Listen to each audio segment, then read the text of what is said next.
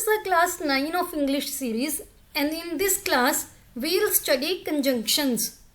इस वीडियो में हम देखेंगे what are conjunctions, what are its types, उनके कुछ एग्जाम्पल्स देखेंगे, डिफरेंट कंजंक्शंस को हम कैसे यूज करते हैं, कहाँ पे यूज करते हैं, उनके रूल्स देखेंगे with examples and in the end we will also solve some practice questions. So let's begin. सबसे पहले तो व्हाट इज कंजंक्शन. कंजंक्शन एक ऐसा वर्ड होता है या फिर कुछ वर्ड्स का ग्रुप होता है जो कि दो या फिर दो से ज़्यादा वर्ड्स को, फ्रेजेस को, क्लॉजेस को या फिर सेंटेंसेस को कनेक्ट करते हैं. जो भी दो सेंटेंसेस या फिर दो फ्रेजेस होती हैं जिनको हम कनेक्ट करते हैं कंजंक्शंस के साथ, वो मीनिंगफुल भी हो सकती हैं इंडिविजुअली अगर हम देखें, या फिर उनका इंडिविजुअली इंडिपेंडेंटली कोई भी मीनिंग नहीं होता. जब हम उनको कंजंक्शन के साथ ऐड करते हैं, कनेक्ट करते हैं, तो वो एक मीनिंगफुल सेंटेंस में कन्वर्ट होती हैं. इनकी कुछ एग्जांपल्स देखते हैं. Mohan and Sohan will join us. अब अगर मैं इसको बोलती मोहन विल जॉइन अस तो ये इंडिपेंडेंटली कंप्लीट सेंटेंस था, और ये मैं बोलती सोहन विल जॉइन अस, ये भी इंडिपेंडेंटली करेक्ट था. लेकिन जब हमने इन दोनों को कनेक्ट किया एंड कंजंक्शन के साथ, तो हमने बोला Mohan and Sohan will join us. तो हमने एक तो विल जॉइन अस को रिपीट नहीं किया दोनों बार, और साथ ही में एक कंजंक्शन यूज करके एक और मीनिंगफुल सेंटेंस बना दिया. Next example is he said that he would go. अब अगर इसको मैं दैट के बिना इंडिविजुअली सेंटेंस को देखूं, ही सेड, ये कंप्लीट नहीं है अपने आप में. He would go still complete मान सकते हैं, लेकिन इसकी भी इतनी ज़्यादा सेंस नहीं बनती. जब हम इसको दैट कंजंक्शन से हमने कनेक्ट किया तो he said that he would go, उसने बोला कि वो चला जाएगा, तो ये एक और मीनिंगफुल सेंटेंस में कन्वर्ट हो गया. Next is Bob and Tina are best friends. अब यहाँ पे हमने एंड का यूज करके दो लोगों के बारे में बताया है कि वो दोनों बेस्ट फ्रेंड्स हैं. Next is I eat non vegetarian food but my wife does not eat non vegetarian. अब इसको मैं इंडिविजुअली सेंटेंस को देखूं तो आई ईट नॉन वेजिटेरियन फूड, ये कंप्लीट है. माई wife does not eat non vegetarian food, ये भी कंप्लीट है. लेकिन हमने बट का यूज करके इन दोनों को कनेक्ट कर दिया एक ही सेंटेंस में कि मैं नॉन वेजिटेरियन फूड खाता हूं लेकिन मेरी वाइफ नॉन वेजिटेरियन नहीं खाती. नेक्स्ट हम देखते हैं कंजंक्शन की टाइप्स. जो कंजंक्शंस होती हैं, ये एक तो कोऑर्डिनेटिंग कंजंक्शन होती हैं, सबऑर्डिनेट कंजंक्शन होती हैं, कोरिलेटिव कंजंक्शंस होती हैं. जो कोऑर्डिनेटिंग कंजंक्शंस होती हैं, ये दो सेंटेंसेस को कनेक्ट करती है जिनका इंडिविजुअली अपना एक मीनिंग होता है. फॉर एग्जांपल हमने देखा था राम एंड सोहन की एग्जांपल, तो वो यहाँ पे जो एंड है वो कोऑर्डिनेटिंग कंजंक्शन है. सिमिलरली हमने देखा था I eat non vegetarian food but my wife does not eat non vegetarian. इसमें भी दोनों सेंटेंसेस क्या हैं, दोनों इंडिविजुअली करेक्ट हैं, दोनों का इंडिविजुअली भी एक मीनिंग है, लेकिन हमने बट का यूज किया, कंबाइन कर दिया, वो भी एक मीनिंगफुल सेंटेंस बन गया. तो ये कंजंक्शंस होती हैं कोऑर्डिनेटिंग कंजंक्शंस. नेक्स्ट है सबऑर्डिनेट कंजंक्शंस. अब हमने प्रीवियस वीडियोस में principal clause and subordinate clause देखा था कि वो क्या होती हैं. तो जब भी हमने सबऑर्डिनेट क्लॉज को प्रिंसिपल क्लॉज के साथ कनेक्ट करने के लिए कंजंक्शन को यूज करना है, वहां पे हम सबऑर्डिनेट कंजंक्शन यूज करते हैं. For example if, since, when, as soon as, so et cetera. Next है कोरिलेटिव कंजंक्शंस. ये वो होती हैं जो हमेशा पेयर के फॉर्म में यूज होती हैं. फॉर एग्जाम्पल आइदर और, नाइदर नॉर, एटसेट्रा. अब हम देखते हैं कंजंक्शंस एंड देयर यूजेस, कि कौन कौन सी कंजंक्शंस हैं और उनको कहाँ कहाँ और कैसे यूज करना है. So the first one is and. And का मीनिंग होता है और या फिर तथा। एंड को हम यूज़ करते हैं किसी भी नाउन, प्रोनाउन, क्लॉज या फिर सेंटेंस को ज्वाइन करने के लिए जिनका इंडिविजुअली मीनिंग होता है। For example, Ram and Shyam are best friends. He is intelligent and wise. So and का यूज हम ऐसे करते हैं। एंड बहुत ही सिंपल कंजंक्शन है। आई होप वैसे भी आपको पता ही होगा, बहुत नॉर्मल लाइफ में ये चीज़ें यूज करते हो। नेक्स्ट है बट। बट का मतलब होता है लेकिन, परंतु।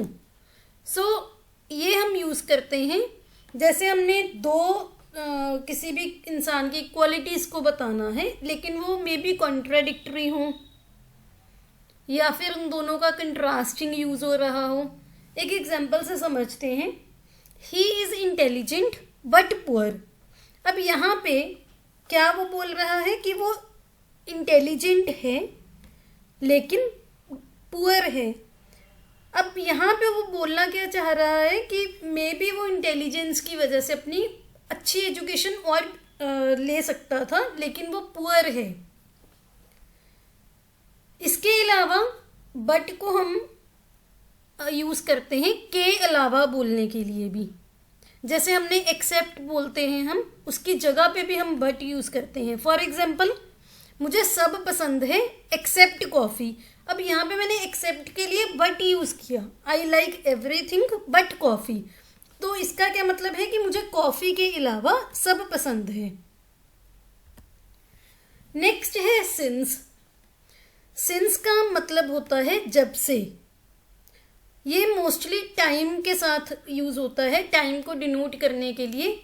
हम इन द फर्दर वीडियोस जब टेंसेस करेंगे तब भी आप देखोगे कि सिंस का यूज होता है परफेक्ट कंटिन्यूस टेंसेस में। वहाँ पे भी हम टाइम के साथ इसको यूज करते हैं, लेकिन जब इसको कंजंक्शन की तरह यूज करना है तो हम इसको कैसे यूज करते हैं वो देखते हैं। एक तो इसका यूज होता है कंजंक्शन में रीजन शो करने के लिए। सिंस को हम प्रेपोजिशन में भी यूज करते हैं, वो भी आगे हम पढ़ेंगे डिटेल में प्रेपोजिशन के क्लास में। वहाँ पे भी हम यूज करते हैं, इसको रिप्रेजेंट करते हैं as a from and after the time. Examples देखते हैं। Since I was young I couldn't buy a bike. अब यहाँ पे मैंने एक रीजन बताया कि मैं बाइक क्यों नहीं ले पाई। नेक्स्ट हम टाइम को डिनोट करेंगे सिंस से। जैसे I have been in such a pickle since I saw you last. या फिर many things have happened since I left school. So ये दोनों जो सेंटेंसेस हैं ये टाइम को डिनोट कर रहे हैं। टाइम के रिगार्डिंग हम यहाँ पे सिंस का यूज कर रहे हैं। नेक्स्ट है एज। एज का मीनिंग होता है जैसा, जैसा होता है वो, जैसे वो है ऐसे। सो एज को अगर आप इसका इंग्लिश मीनिंग देखोगे तो इसका मीनिंग होता है इन द वे इन विच। इसको एक एग्जाम्पल से समझते हैं। He did the same as I said. उसने वैसा ही किया जैसे मैंने उसको बोला था। नेक्स्ट इज एज को हम किसी भी रीजन के लिए भी यूज करते हैं, लेकिन इन दोनों में डिफरेंस है। जब भी हमने रीजन को ज़्यादा इम्पोर्टेंस नहीं देनी तब हम यूज करते हैं एज का, लेकिन जब हम किसी रीजन को बहुत ज़्यादा इम्पोर्टेंस दे रहे हैं वहाँ पे हम बिकॉज यूज करते हैं। इसको एक एग्जाम्पल से समझते हैं। As he was not interested I did not compel him. अब यहाँ पे मैंने अगर बोलना था I did not compel him, main चीज़ ये है कि मैंने उसको कंपेल नहीं किया। अगर मैंने इसको एडिशनली ये लिख दिया as he was not interested तो यहाँ पे मैंने उसका रीज़न बता दिया, लेकिन रीज़न इतना इम्पोर्टेंट नहीं है यहाँ पे। सिमिलरली अगर मैं बोलूँ कि he did not come to school because he was sick, वो स्कूल नहीं आया क्योंकि वो बीमार था। अब यहाँ पे जो बिकॉज ही वॉज सिक है ये रीज़न बहुत इंपॉर्टेंट है, इसलिए हमने बिकॉज का यूज़ किया। नेक्स्ट हम एज को यूज करते हैं इंफॉर्मेशन ऐड करने के लिए भी। For example, as I told I do not like him. जैसे मैंने आपको बताया मुझे वो पसंद नहीं है, तो मैंने एज आई टोल्ड एक इंफॉर्मेशन ऐड कर दी कि जैसे मैंने आपको बताया। वैसे तो ये I do not like him भी कंप्लीट सेंटेंस था। नेक्स्ट इज हम एज का यूज करते हैं to tell what you have just said, कि मैंने अभी अभी क्या बताया. For example, as I said earlier I shall not come, जैसे कि अब मैंने अभी बताया, पहले भी बताया कि मैं नहीं आऊंगा. नेक्स्ट है वाइल.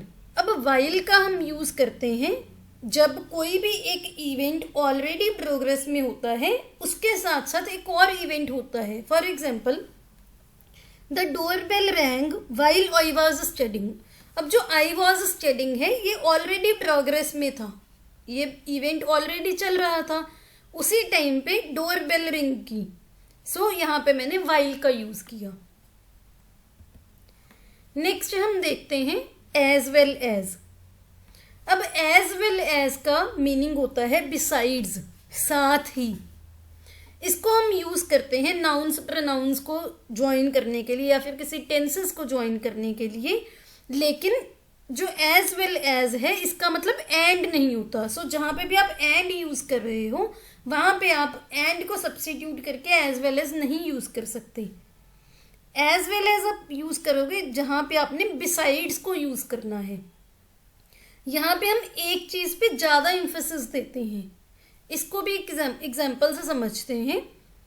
जैसे I like his family as well as his behaviour. मुझे उसकी फैमिली पसंद है और उसका बिहेवियर भी पसंद है. सो मैंने as well as his behaviour, so his behaviour पे इम्फेसिस किया कि साथ ही मुझे उसका बिहेवियर भी पसंद है. Similarly, the teacher as well as the students is going to the playground. अब यहाँ पे मैंने बोला कि टीचर्स के साथ स्टूडेंट्स भी प्ले ग्राउंड में जा रहे हैं. यहाँ पे मैं आपको एक और चीज क्लियर करता हूँ. बहुत सारे स्टूडेंट्स यहाँ पे कंफ्यूज हो सकते हैं कि इज का यूज क्यों किया, जबकि स्टूडेंट्स तो प्लूरल नाउन है. लेकिन जब भी ऐसे सेंटेंस होते हैं जहाँ पे हमने कंजंक्शन यूज किया, तो जो हमारा सब्जेक्ट होता है अगर वो सिंगुलर है तो हम सिंगुलर वर्ब की यूज करेंगे, अगर वो प्लूरल है तो हम प्लूरल वर्ब का यूज करेंगे. वहां पे आप प्रीवियस वाला नाउन देखते हो. सो यहाँ पे मैंने टीचर के अकॉर्डिंग इज यूज किया है. यहाँ पे आर नहीं यूज करोगे आप स्टूडेंट्स को देख के. अगर आपने आर यूज कर दिया तो वो इनकरेक्ट हो जाएगा. नेक्स्ट है एज सून एज.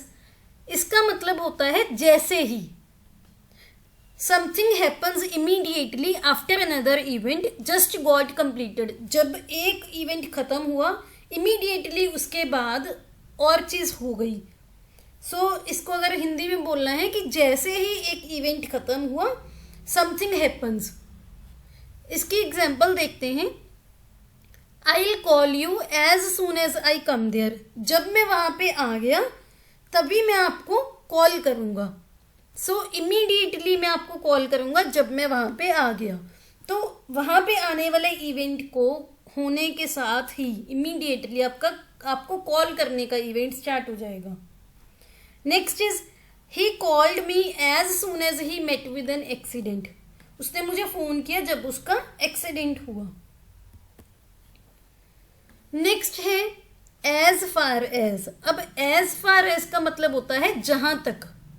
इसको हम यूज करते हैं कुछ भी जहां पे भी हमने शो करना है टू द एक्सटेंट ऑफ या फिर किसी भी चीज की डिग्री. एग्जाम्पल देखते हैं.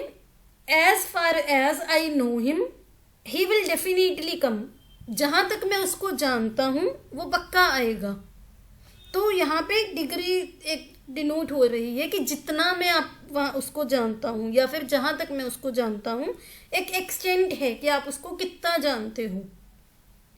Next is as far as I can see she is not there. जहां तक मैं देख पा रही हूं वो वहां पे नहीं है.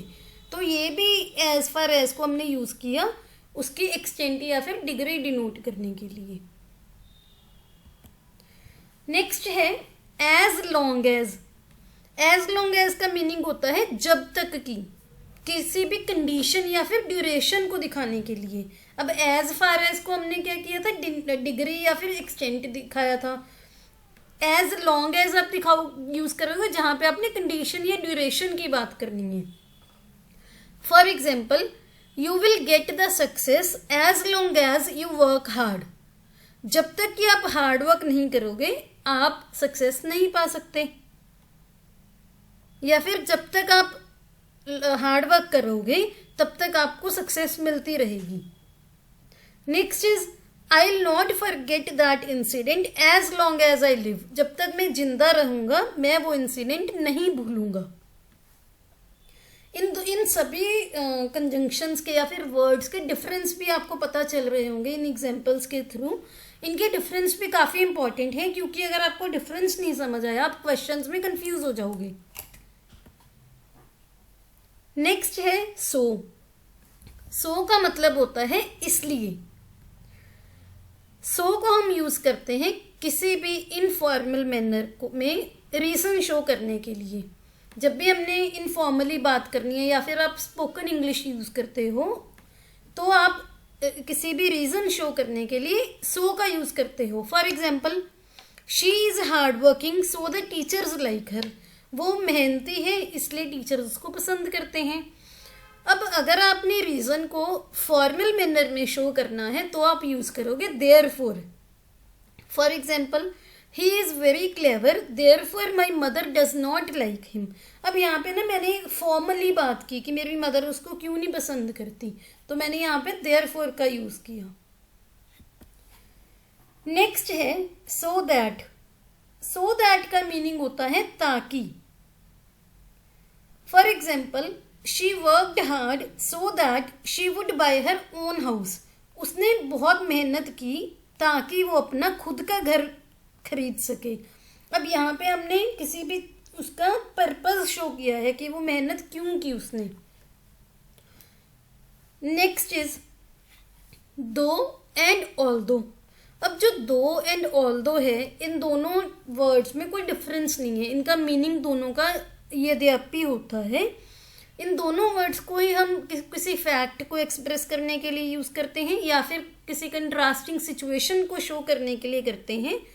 लेकिन अगर हम इनके डिफरेंस की बात करें कि दो और ऑल्दो अलग अलग वर्ड्स बनाए क्यों हैं, देयरफॉर और सो दैट को देखा था फॉर्मल और इनफॉर्मल के लिए। सिमिलरली दो का यूज होता है इनफॉर्मल वे में और ऑल्दो का यूज होता है फॉर्मल वे में। एग्जाम्पल्स से समझते हैं। Though it was raining I went to the school. जबकि बारिश हो रही थी मैं स्कूल चला गया। तो मैंने यहाँ पे कंट्रास्टिंग सिचुएशन बताई है लेकिन वो इनफॉर्मल वे में बताई है। नेक्स्ट है although my mother was against the love marriage still she agreed to come. यहाँ पे मैंने ऑल्दो का यूज किया, मैंने थोड़ा फॉर्मल वे में बात की कि मेरी मदर लव मैरिज के अगेंस्ट थी लेकिन फिर भी वो आने के लिए मान गई। नेक्स्ट है इवन दो। इवन दो का मतलब होता है भले ही। जब हमने किसी भी चीज पे एम्फेसिस करना है। इसका मीनिंग भी समहाउ ऑल्दो और दो के सिमिलर है, लेकिन यूज करते टाइम हम अगर ये यूज करते हैं तो ये स्ट्रॉन्गर मीनिंग शो करता है, स्ट्रॉन्गर वे में एम्फेसिस करता है। For example, even though he was weak he managed to win the race. अब यहाँ पे हमने वीक होने पे एम्फेसिस किया कि जबकि वो वीक था लेकिन फिर भी उसने रेस जीत ली। Next example is even though I do not like studying still I try my best to score good marks. भले ही मुझे पढ़ना पसंद नहीं है लेकिन मैं अपनी बेस्ट ट्राई करता हूँ अच्छे मार्क्स लेके आने के लिए। नेक्स्ट है इफ। इफ का मतलब होता है यदि। इफ का हम यूज करते हैं कंडीशन को शो करने के लिए। For example, if you want I can help you. अगर आप चाहते हो तो मैं आपकी हेल्प कर सकता हूं। अब यहाँ पे मैंने एक कंडीशन रख दी, इफ यू वॉन्ट, अगर आप चाहते हो। Similarly, if I come first in the class my parents will buy me new cycle. अब यहाँ पे भी एक कंडीशन है कि मेरे पेरेंट्स मुझे नई साइकिल तब लेके देंगे अगर मैं क्लास में फर्स्ट आऊंगा। नेक्स्ट है weather.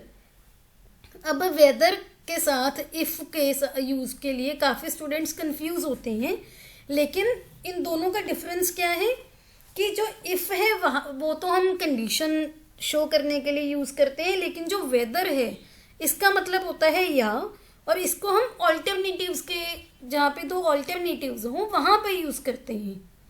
For example, I have to decide whether I should call your parents. मुझे डिसाइड करना पड़ेगा कि मैं आपके पेरेंट्स को कॉल करूं या ना करूं। अब यहाँ पे आपके पास दो ऑल्टरनेटिव्स हैं, कॉल करने के या फिर कॉल ना करने के। तो मैंने यहाँ पे वेदर यूज़ किया। अब यहाँ पे आप इफ़ नहीं यूज़ करोगे।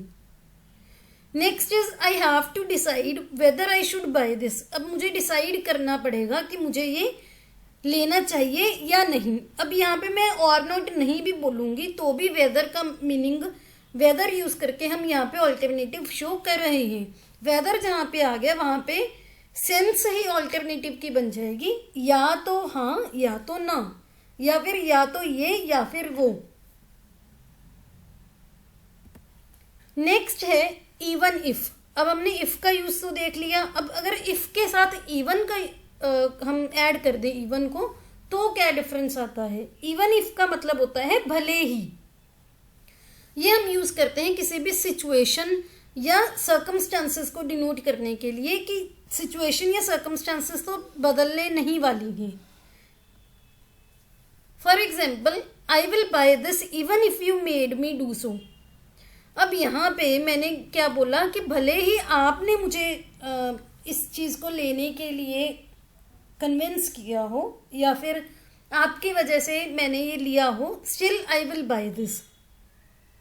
तो यहाँ पे क्या है कि सिचुएशन तो चेंज नहीं हो रही। अगर आप ये बोलते कि I will not buy this even if you made me do so, कि अगर आप चाहते हो तो भी मैं ये नहीं खरीदूंगा। अब जो यू मेड मी डू सो है, ये सिचुएशन चेंज नहीं हो रही। चेंज क्या हो रहा है, आई विल बाय दिस और I will not buy this. Next है एज इफ या फिर एज दो। इन दोनों का सिमिलर मीनिंग होता है और इनका मतलब होता है मानो। ये हम किसी भी इमेजिनरी सिचुएशन को डिनोट करने के लिए यूज करते हैं। For example, he is behaving as if he has not met me ever. वो ऐसे बिहेव कर रहा था मानो वो मुझे कभी मिला ही ना हो। It seems as if you are angry with me. ऐसा लग रहा है मानो आप मेरे से गुस्सा हो। नेक्स्ट है टिल एंड अनटिल।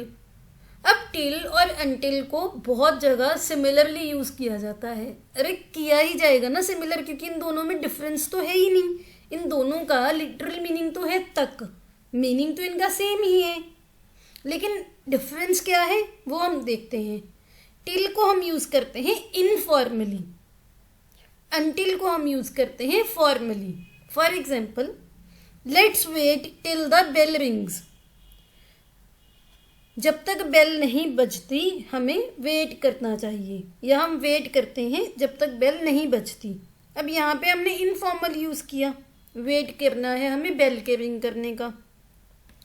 नेक्स्ट है they played football until evening. अब यहाँ पे हमने फॉर्मली किसी को बता रहे हैं कि उन्होंने फुटबॉल कब तक खेला। हम किसी को फॉर्मली इन्फॉर्म कर रहे हैं। नेक्स्ट है अनलेस। अब बहुत सारे स्टूडेंट्स टिल अनटिल तो देख लेते हैं, अनलेस में कंफ्यूज हो जाते हैं, लेकिन अनलेस टोटली डिफरेंट है। अनलेस का मतलब होता है जब तक, ये एक्शन ओरिएंटेड होता है। For example, you will fail the exam unless you work hard. अब यहाँ पे एक्शन ओरिएंटेड कैसे हुआ कि जब तक आप मेहनत नहीं करोगे आप एग्जाम को पास नहीं करोगे, या फिर आप मेहनत किए बिना एग्जाम को फेल कर दोगे, एग्जाम में फेल हो जाओगे। सो इसलिए हमने यहाँ पे अनलेस का यूज किया। अनलेस यहाँ पे एक्शन ओरिएंटेड है, जो एग्जाम में पास होना या फेल होना आपके हार्ड वर्क पे डिपेंड करता है, तो हमने अनलेस का यूज किया। For example, you will fall sick unless you stop eating fast food. आप जब तक फास्ट फूड खाना बंद नहीं करोगे आप तब तक बीमार पड़ते रहोगे। नेक्स्ट है वाइल। अब वाइल का मीनिंग होता है जबकि, एट द सेम टाइम। जब दो इवेंट्स या फिर दो अकरेंस सेम टाइम पे हो रही हैं, जैसे we were eating while watching TV, हम खाना खा रहे थे टीवी देखते देखते। तो ये दो इवेंट्स एक टाइम पे हो रही हैं। नेक्स्ट है I was reading the book while travelling, मैं यात्रा करते हुए बुक पढ़ रहा था। तो ये दोनों काम सेम टाइम पे हो रहे हैं, तो हमने वाइल का यूज किया। नेक्स्ट है देन, देन का यूज होता है कहीं पे कंपैरिजन करने के लिए। हमने देन को एडवर्ब में भी देखा था, करते हैं जब हमने बोलना है he is younger than his sister. अब यहाँ पे हमने ही एंड शी में कंपैरिजन किया, तो हमने कंजंक्शन का यूज किया देन का। नेक्स्ट है you are more beautiful than her. अब यहाँ पे भी हमने देन को कंपैरिजन करने के लिए यूज किया। नेक्स्ट है नॉट ओनली बट ऑल्सो, इसका लिटरल मीनिंग होता है केवल इतना ही नहीं बल्कि यह भी। अब इसको एक एग्जाम्पल से समझते हैं, ये भी हम ज़्यादा स्पोकन इंग्लिश में यूज़ करते हैं। इसकी एक एग्जाम्पल है he is not only rich but also very kind. वो केवल अमीर ही नहीं है बल्कि बहुत दयालु भी है। She is not only beautiful but also very intelligent, वो केवल सुंदर नहीं है बल्कि होशियार भी है। नेक्स्ट है येट, येट का मतलब होता है बावजूद या फिर अभी तक। एग्जाम्पल से समझते हैं he has not come yet, वो अभी तक यहाँ पे नहीं आया। He is slow yet steady, अब यहाँ पे हमने बावजूद की तरह यूज़ किया, जबकि वो स्लो है या फिर वो स्लो होने के बावजूद स्टेडी चल रहा है। स्टेडी मीन्स वो कंटिन्यूसली चल रहा है। नेक्स्ट है the train was late yet we managed to reach the venue on time. Train late थी still we managed to reach the venue on time. अब यहाँ पे भी हमने बावजूद की तरह यूज किया कि ट्रेन के लेट होने के बावजूद भी हम वेन्यू पे टाइम पे पहुंच गए। नेक्स्ट है आइदर और नाइदर नॉर। ये दोनों हमेशा पेयर में ही यूज होंगी। आइदर और का मतलब होता है या तो ये या तो वो। For example you can eat either ice cream और पुडिंग, आप या तो आइसक्रीम खा सकते हो या फिर पुडिंग खा सकते हो। नाइदर नॉर का मतलब होता है ना तो ये ना तो वो। For example he is neither good in studies nor in sports, वो ना तो पढ़ाई में अच्छा है ना ही स्पोर्ट्स में अच्छा है। I will neither call nor text him, मैं ना तो उसको कॉल करूंगी ना ही उसको टेक्स्ट करूंगी। अब हम देखते हैं कुछ क्वेश्चंस, कैसे हम इनके रूल्स को यूज करके क्वेश्चंस सॉल्व कर सकते हैं। First one is she is very beautiful but intelligent. अब यहाँ पे हम ये तो नहीं बोलेंगे कि वो सुंदर है परंतु इंटेलिजेंट है, it doesn't make any sense. आपने यहाँ पे बट की जगह पे एंड का यूज करना है to make it more meaningful.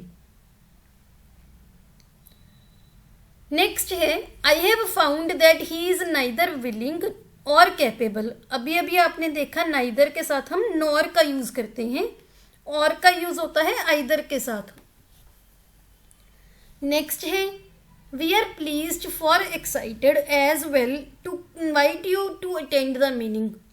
अब ये sentence it also doesn't make any sense, लेकिन अगर मैंने यहाँ पे ये बोल दिया we are pleased and excited as well to invite you to attend the meaning, अब मैंने क्या किया फॉर को रिप्लेस कर दिया एंड से, तो इसका मीनिंग फुल सेंटेंस बन गया। नेक्स्ट है when her son got the job then she was very happy. जब हमने व्हेन का यूज कर दिया तो आप देन का यूज नहीं करोगे, क्योंकि व्हेन ऑलरेडी इस चीज को कवर कर लेता है कि जब उसके बेटे को जॉब मिल गई वो बहुत खुश हुई। तो आपको एक्सप्लिसिटली देन का यूज करने की जरूरत नहीं है यहाँ पे। नेक्स्ट है unless you do not meet all the requirements your application will be rejected. अब हमने देखा था अनलेस ऑलरेडी नेगेटिव टोन में यूज होता है, तो आपको नॉट अलग से नहीं यूज करना। आप क्या बोलोगे, unless you meet all the requirements your application will be rejected. Next है, he has lots of money and he will not help anyone. अब यहाँ पे अगर हम एंड की जगह पे बट का यूज करें तो that will make more sense. इसको देखते हैं बट के साथ। ही has lots of money but he will not help anyone, कि उसके पास बहुत पैसा है लेकिन वो किसी की मदद नहीं करता। तो बट के साथ ज़्यादा मीनिंगफुल सेंटेंस बना ना, इसलिए हमने यहाँ पे एंड के साथ बट यूज, एंड की जगह पे बट यूज करना है। नेक्स्ट है, he would not have died when you had helped him in time। अब ये भी कोई मीनिंगफुल सेंटेंस नहीं बना, लेकिन अगर मैंने when की जगह पे if यूज कर लिया, क्यों? क्योंकि मैंने यहाँ पे कंडीशन शो करनी है ना कि उसकी डेथ नहीं होती अगर आप टाइम पे उसकी हेल्प कर देते, तो मैंने when की जगह पे if का यूज किया। नेक्स्ट है, the labour relax between 4 PM to 5 PM। यहाँ पे मैं आपको एक रूल बता दूं कि बिटवीन के साथ टू का यूज़ नहीं होता, बिटवीन के साथ यहाँ पे एंड का यूज़ होगा, between 4 PM and 5 PM। Next है, आई कैन नॉट से if he has paid fees और नॉट। अब यहाँ पे मैंने दो ऑल्टरनेटिव शो करने हैं, तो मैं इफ़ की जगह पे वेदर यूज़ करूँगी। अब आपको समझ आया ना कि इफ कहाँ यूज हो रहा है और वेदर कहाँ यूज हो रहा है। Next is 10 years have passed that I returned from America and settled in India. अब यहाँ पे मैंने एक टाइम शो कर रही हूँ मैं, तो मैं सिंस का यूज करूंगी अगर दैट के जगह पे, तो it will make more sense. So the correct form is 10 years have passed since I returned from America and settled in India. So practice questions का यही सिग्निफिकेंस होता है, आपको क्वेश्चंस सॉल्व करके ज़्यादा क्लैरिटी हो जाती है कि जो भी हमने पढ़ा उसको प्रैक्टिकली यूज़ कैसे करना है, क्योंकि एट द एंड एग्जाम में आपको क्वेश्चंस सॉल्व करने हैं, तो प्रैक्टिस बहुत ही ज़रूरी है। If you like this video please hit the like button and subscribe to my channel. See you in the next video.